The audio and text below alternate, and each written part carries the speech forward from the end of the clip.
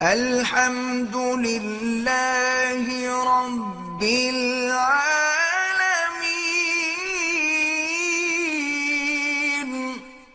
اگر میرے خرچ میں تنگی رہتی ہے، شوہر مجھے خرچہ دیتے ہیں لیکن میری ضروریات پوری نہیں ہوتی، پہلے مجھے بیٹی یہ سمجھائیں کہ تمہاری ضروریات کیا ہیں۔ گھر تمہیں شوہر نے دیا ہے، نان نفقہ شوہر کے ذمہ ہے، کھانا پینا سبزہ سب کھانا اس کے ذمہ ہے۔ تمہاری ضروریات کون سی پوری نہیں ہوتی؟ بیوٹی پارلر جانے کی فیس نہیں ہوتی، یا فیشل کرانے کی فیس نہیں ہوتی، کیا بات کرتی؟ کس بات کا تمہارا خرچہ ہے؟ تم گھر میں جا کے غلط خرچ کرنا چاہتی ہو باہر جا کر؟ ویسے اگر تم اپنے زیور کسی اسلامی بینک میں رکھ لو اور وہ تمہیں نفع دے، وہ تو جائز ہے، لیکن وجہ مجھے بتائیں، وجہ کیا ہے؟ جب نان نفقہ خاوند کے ذمہ ہے، مکان خاوند کے ذمہ ہے، کرایہ بجلی ہر بل سب خاوند کے ذمہ ہے، تمہاری ضروریات کون سی ہیں جو پوری نہیں ہو رہی؟ کہتے جی کہ اپنی بیوی سے آدمی آگے اور پیچھے دونوں سے جمع کر سکتا ہے۔ پیچھے سے جمع کرنے پر اللہ کے نبی نے لعنت بھیجی ہے کہ من اتی فی دبر امرأتہ فعلیہ لعنت اللہ، جو آدمی عورت کو غلط استعمال کرتا ہے اس پر اللہ کی لعنت ہوتی ہے۔ اب تمہاری مرضی ہے کہ اپنی بیوی کے باوجود لعنتی بنتے رہو، تو اس کا ہم کیا کر سکتے ہیں؟ اصل مشکل یہ ہے کہ آج کل ہم جس دور سے گزر رہے ہیں نا جی، یہ بڑی فحاشی اور عریانی اور بے حیائی کا دور ہے۔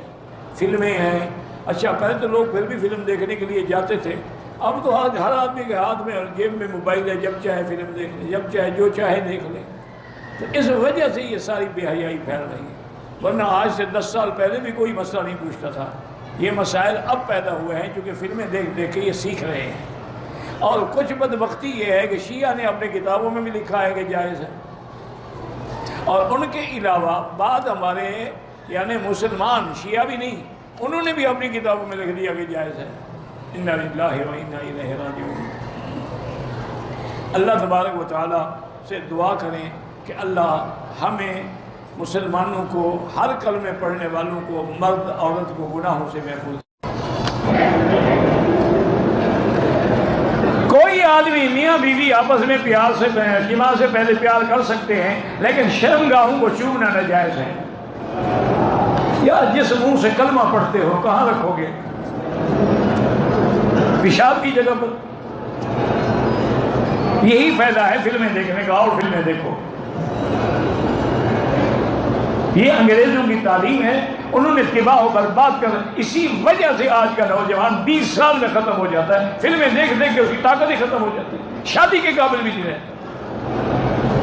بہرحال کسی مرد یا عورت کی شرمگاہ کو ہاتھ لگانا حرام ہے۔ میرا خاوند مذہبی آدمی ہے، 10 سال ہو گئے، میرا خاندان کبھی کبھی جب بھی کراتے تھے۔ ایک قرآن میں ہے کہ تمہاری بیوی تمہاری کھیتی ہے، جیسے مرضی ہے جاؤ۔ بہرحال وہ کھیتی کا معنی یہ ہوتا ہے کہ اس میں بیج ڈالو، یہ تو نہیں ہوتا کہ زمین کو چاٹو۔ آپ نے کبھی اپنی کھیتی کو چاٹا ہے؟ مٹی کھائی ہے؟ اگر کھائی ہے تو یہاں بھی کھایا کرو۔ اگر عورت نفاس میں ہو یعنی بچہ پیدا ہونے کے بعد، اس وقت میاں بیوی مل سکتے ہیں؟ بالکل نہیں مل سکتے، نفاس تو حرام ہے نا، جیسے حیض حرام ہے۔ جب تک کہ وہ پاک نہ ہو، بلیڈنگ ختم ہو، تسلی ہو، غسل کرے، پھر مل سکتے ہیں۔ اور ویسے بھی میرا بھائی یہ کیا ایسی حرکتیں نہ کیا کرو۔ حیض میں یا نفاس میں ملو نا تو وہ گندا خون مرد کے احلیل کے اندر چلا جاتا ہے، جس سے ایڈز پیدا ہوتی ہے، عطشت ہوتی ہے۔